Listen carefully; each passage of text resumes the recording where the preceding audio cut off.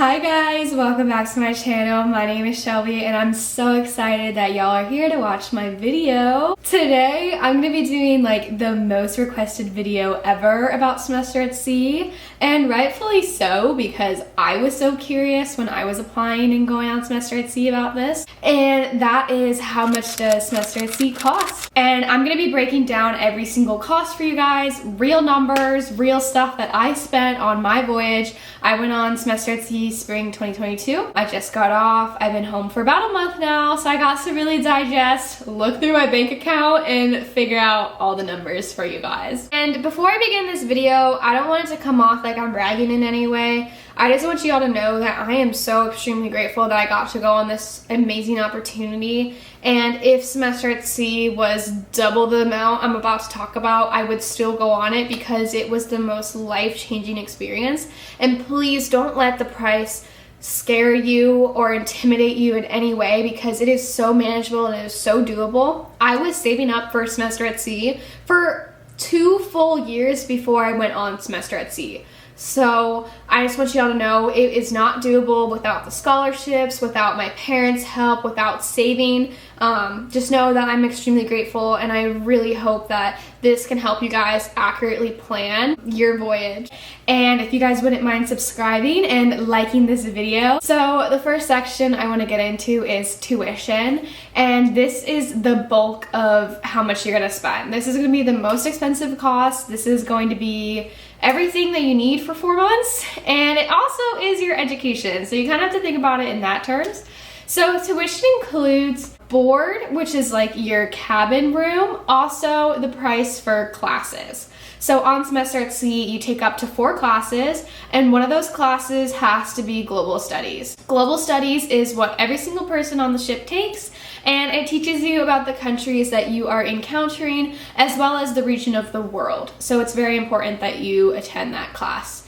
And then your other 3 classes are up to you to decide what you would like to pick. Semester at sea has a whole list of the academic classes that they offer for every voyage, and you guys can like go in there and figure out what classes you would like to take. Each class is worth 3 credits, so that is why you can only take 4 because they don't want you to go over that amount. If for some reason you only need to take 2, or if you want to take more classes, you have to like talk to the academic advisor and work that out. So there's different tuitions based upon what you are going in as. There is the undergrad admission, which is what I paid. There's the gap year student, so if you're a gap year coming out of college and not going into university right away, you would pay that. There's also the international student admission, which is different from the undergrad admission, and the post-grad admission. So if you are a college student that already graduated and you're going on semester at sea. I only know about the prices for the undergrad admission, so that is what I'm going to be sharing here. If you want any more information on the gap year, international, or post-grad, you guys can go on their website. Now we're going to go into scholarships, and then I'm going to go into the undergraduate admission prices. So there is lots of scholarships, and this is all going to be based upon how much you're going to end up paying and how much money you get. So not like every single student pays the same amount because every single student has different scholarships. Semester at sea provides need and merit scholarship based. They also provide student assistant positions, which means that you would have like a job on the ship and you would get some money off for that. They also have Pell Grant. They also have University Partner Awards. So backtracking to all of that, that is all going to affect how much your undergrad admission is going to be. The undergrad admissions is based on what room you pick. I know guys, it is so confusing. That's why I said this video was going to be so long, but I'm hoping I can break it down for you guys very well. So now your tuition is based upon what room you pick. So that is also why it's going to be more expensive and cheaper for different students. So first we have the Adventure Bug Double. This one you cannot get just through applying. You have to reach out to semester at sea and ask about this room because they do not offer this room. So this is in the inside rooms. I want to say it's like on the 3rd floor. And basically what this entails is a room with no windows, and it is inside and it's very small. So this is $26,000. The next option you can do is a triple inside. This is standard. This is what you can apply for. This means that you will have 3 people in a cabin with no windows on the 4th floor. The floors don't really matter. I'm just letting you guys know what floor it's on because I know what floor it's on because I was on semester at sea. The double inside. This is a double cabin room on the 4th or 5th floor, and you'll have no window, but you'll only have 2 people. Oh, the double inside is $29,000. The triple outside is 3 people in a room with 1 window, and this is $29,000, so the same price as a double inside cabin. And then the next option is the double outside, which is 2 people in a room with a window, which is $32,000. So now keep in mind all those prices are baseline, so that is the most possible amount you're going to be spending. And now we can put in the scholarships into perspective. So if you have a student job on the ship, there is about probably like 50 positions or so. This will knock off $4,000 off of your tuition. So let's say you had a double outside room, but you were also a student assistant doing the library. Well, now your price is going to be $28,000. Now let's add some more scholarships to that. Let's say that you got a merit scholarship. This is pretty much given to every single student. You have to write an essay that is like 500 to 1,000 words, and then you get a scholarship. It's like $1,000 to like, I want to say it's like $5,000 or something. And let's say you got your scholarship and it was $2,000. That is now knocking you down to $26,000 for your room. Let's say that you are a university partner. This means that the scholarships you receive from your home campus may apply to Semester at Sea, which is awesome. Semester at Sea has a whole list of schools that will do this. So I think it's like UC San Diego, Colorado Boulder, University of Hawaii, different schools like that. That's just based upon how much you get and how much Semester at Sea will take, so I don't know the price of that. There's also like the need-based. You can apply for those. That can knock off another grand, couple grand. And then there's also different more scholarships that will cover different costs like trip programs and stuff like that. So if you want to learn more about scholarships, go to Semester at Sea website. That's not what I'm here for, but I'm just here to give you like the raw prices. So now I'm going to talk about flights to get there. When I traveled to Semester at Sea, we started in Italy, so that meant I had to get a plane ticket to Italy. And my plane ticket that I got, I probably bought it around 2 months in advance. So I bought it in around, I want to say, October, November, and I was leaving on January 1st. So my plane ticket was 30 hours of travel time. I had 3 layovers, and it was $600. That was the cheapest option. I flew premium economy from Dallas to London just because I was not going 8 hours with like a chair that couldn't recline back. But it was only premium economy. It wasn't first class or anything like that. And it was only, I want to say, about like $50 to $100 more for that ticket. But it was $600, I do remember that. And then on my way home, I was flying from Ireland to Atlanta to Fort Lauderdale, which was about 9 to 10 hours of travel time, and it was $450. So I actually lucked out on that one, and I only bought that ticket a month in advance. Or it was like a couple weeks. I want to say it was like 3 weeks maybe I bought that ticket, and it was $450. But I had friends on that same flight that spent $800 to like go to Atlanta and then to wherever they went from there. But just for me, because it was from Atlanta to Florida, it was $450. So it wasn't that expensive. And then I'm gonna talk about now like flights when you're traveling like from in country to somewhere else. So when you are on Semester at Sea, you can travel within the country's borders. So for example, when I was in Greece, I took a flight to Santorini and it was $80, and I bought that plane ticket about a week and a half in advance. And I only brought with me my one carry-on backpack, so I didn't have any checked bags. So now like what's like more expensive about this is if you have luggage. You really shouldn't have a lot of luggage with you when you're on Semester at Sea because you're only going to these places for like a day or a day and a half or so. So yeah, and then when Semester at Sea ended from Germany, we went to Amsterdam. And then from Amsterdam, we went to Ireland. And that flight was expensive. That flight was like $180 because I had to check a bag. So that's why it got expensive. So I had to check a bag, I had a carry-on, and I had a personal item, and I had to pay for all 3 pieces of that luggage.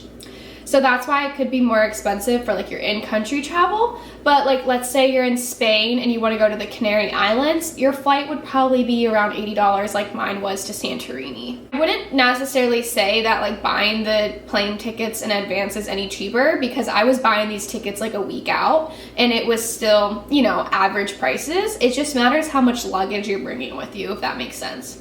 And then you can compare those prices to see like if a train is cheaper or if a bus is cheaper. And I'm gonna talk about that kind of stuff coming up in just a moment. So the next thing you also need to think about is vaccines and visas. So vaccines and visas are so expensive for like no reason. For my voyage, I think I spent around $600 in vaccines. Semester at Sea gives you out a whole vaccine list of vaccines they recommend, and none of my vaccines were up to date. I haven't gotten them in a while, and just because like it was like 10 years due, so I had to get the second dose. So I had them, I just had to get the shot again. I also needed the booster shot for COVID during my voyage, which actually is free in most places. I went to CVS, I believe, and I got it there. If you're also going on semester at sea, they go to places like India and China and places where you're gonna need like I think it's called a yellow card. I'm not sure exactly, but those are expensive and can be up to like $150 per visa.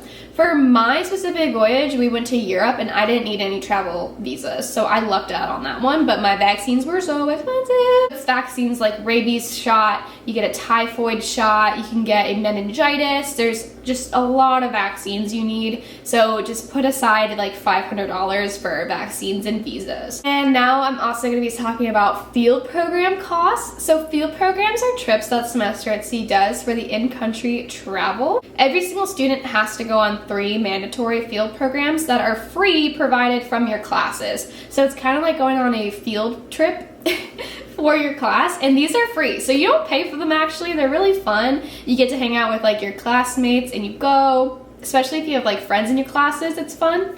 These field classes do last typically all day, and you have to be on the ship before midnight the night before, otherwise you get in trouble and you get fined or you get dock time or whatever the case is. And if you want to hear about like a video of all Semester at Sea rules, comment down below and I would love to do that. I also have like some funny stories of people who got dock time and stuff like that. You can also buy field programs that Semester at Sea puts on, and like faculty members go on them, lifelong learners go on them. I would recommend going on at least one. I only did one and it was really fun. I don't regret going on more because I really like independent travel and like going with my friends. But on this specific day, all my friends were gone and they like weren't there, and they were on field programs and classes. So I was by myself, so I was like, well, I'm not gonna waste a day. It was also in Cyprus, and it was a country I knew nothing about, so I did the pottery class, and it was so much fun, and I got to make pottery. I think I have my bowl over here. This is my little bowl that I made. It's so cute. I love it. I just put like all my coins in it. With that specific field class, I got a piece of pottery, and they let us make like as much as we wanted to. I actually made like a magnet on my fridge, and I made a piece of tile for my mom. I had like 3 clay pieces, but he like kept on like just giving us more clay. Like he was just like, here, make more, and I was like, I can't make any more, like I don't know what to make. It was just so much fun. You also get a meal included with it and transportation. So it was a bus ride, and it took us about like an hour to get there and back, and it was just so cool, and I got to meet more people, and it was just really fun. It was about, I want to say $140, $30. Definitely worth it. So those are what field programs are. They also have overnight programs. They're very expensive though. They're like $700 to $1,000, but they're multiple days. They include meals, they include housing and transportation. So it just really depends on like what kind of traveler you are. If you want people to like plan stuff for you, if you don't, if you want to like meet more people and like do that kind of stuff, they're definitely worth it. If you're more of like, I want to hang out with my friends and plan our own stuff, I would only like sign up for like 1 or 2. Now I'm going to talk about independent travel and transportation, since I talked about how you might only want to do like 1 or 2 field programs. Like, how are you going to get around places that you're like not going with SAS? Ubers are probably the cheapest form of transportation. You'd be surprised. Taxis are very expensive. They have a set fare and then they accumulate over how long your travel is. So like if you're sitting at a red light or if you're like stuck in traffic, like that's counting still. That's why I like Ubers, because it's set and it doesn't change. So Ubers were about $2 each way, and you can fit more people in an Uber than you can a taxi. A taxi, you can only fit 4 people, and in some countries they were only letting us have 2 people per taxi because of COVID. So that was like the thing for Paris. And I think it was Portugal, it was only like 2 people. It was very bizarre. Very random too. But Ubers, you can select how many people you have and a car will come, and it was about $2 each way for every single person. Taxis were about like $4 per way for each person. Sometimes it was even more expensive. Like we took a taxi from the airport from Amsterdam to our hotel, and it was $18 per person, and we had 4 people. So it was very expensive, but we came in so late at night, so like I kind of understand, but it was kind of like, oh my god, like that was expensive. If we took an Uber, it would have been like $15 per person. Trains are also very cool. It depends like how far you're going. So like our train ticket to Paris was like $150 round trip, but we also took trains that were like $8. So like my train to Rome was $8. And it just depends like where you're going, how long it is, how far you're booking it in advance. The train to Paris, we booked like, it was like a couple days before. I want to say it was like 4 days before we were supposed to go. The train to Rome, we booked about, I want to say it was like 3 weeks in advance, because I booked it in the United States when I was still here. So I would say if you were going on a train, try to book it like later, like don't wait last minute, because they will go up, train prices. But like plane tickets for some reason don't really change. It's really weird, but that's what happens. You can get cards for like 3 days for $20, and those are so worth it. I love metros. Traveling in Europe like by train and metro is so easy and convenient. You can just hop on, hop off. And those are like $20 for 3 days. Definitely worth it. Get a metro card if you can.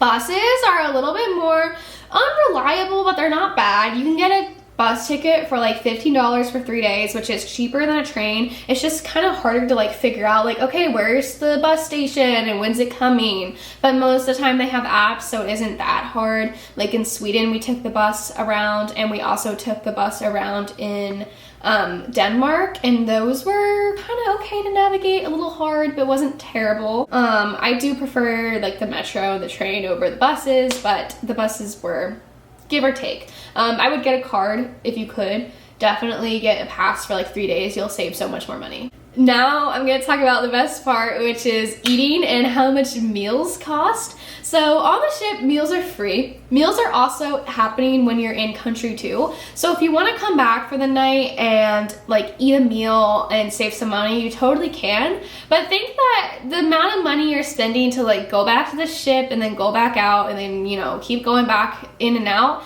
might be more expensive if you just like go and like get a small bite to eat somewhere else. So you kind of have to like put that into perspective. But if it's like a really expensive country, like Denmark and Sweden were so expensive, that's like when it's like, okay, maybe we should like stay in and like eat dinner on the ship tonight kind of thing. I kind of like broke down here how much I was spending like per meal. So like for breakfast items, we would get like bakery items like pastries, and those were so cheap. Like in Croatia, a burek, which is like a spinach and cheese filled pastry, was 50 cents.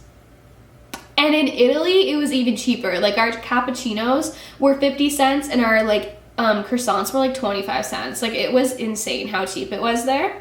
But I just like averaged it around for like $2 to $5 for a bakery item plus coffee, like including that in the $2 to $5 because it's so cheap. And then if you want to like sit down and have breakfast, it's probably around like $10 to $12, including like a mimosa, or if you want to get like an orange juice or something like that. Lunch was always typically around $10 to $15. We would always go to like a sit down place and just get like a small bite to eat. I don't even like really remember like anything specifically we had. Like in Spain we got tacos and stuff like that. And then dinner, we also typically did sit down, and that was probably around $15 because we would always get like a drink and have that too. So it wasn't anything crazy because like if you get like a meal here, like a sit down plus a drink, it's probably like $20 to $30 in America. But in Europe, it's cheaper. It's like 15, and there's like, you don't tip in Europe. It's like not accustomed to do that, so you don't have to worry about spending more money. So I would say like $40 a day for food and drink, including like snacks and all that.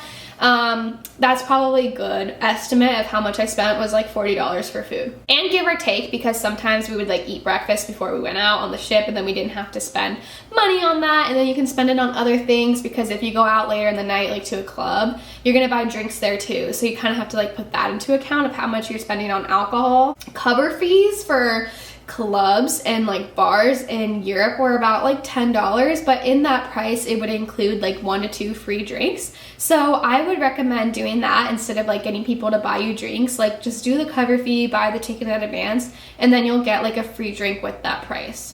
And now I'm gonna talk about shopping in the specific countries. So if you guys, I'm gonna make a video that's like everything I bought while I was abroad, because I'm so excited and I wanna share that with you guys, and I like loved watching those videos. And I'm gonna be breaking down specifically everything I bought there, but I would always put away like $100 of that country's currency. And I would bring that with me, because then it really like restricted me and like showed me how much money I was spending. So I got $100 of the country's currency for every country, and then I had $100 that was like backup. So I would never spend that unless I really needed to.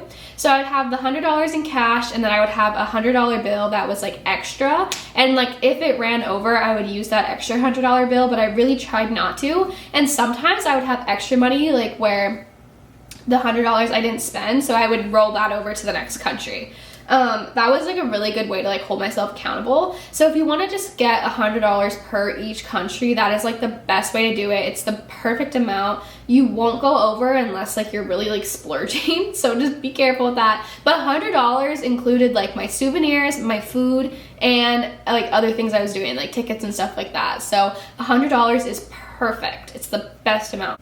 My camera stopped recording for some reason, so things changed, that's why. I think I'm like further away. I mean, it seems like a lot in the grand scheme of things, but I would pay double the amount to go on semester at sea. Like if they're like everything plus this and more, like oh my god, I would do it. And keep in mind, I was saving up for 2 years before I went on semester at sea.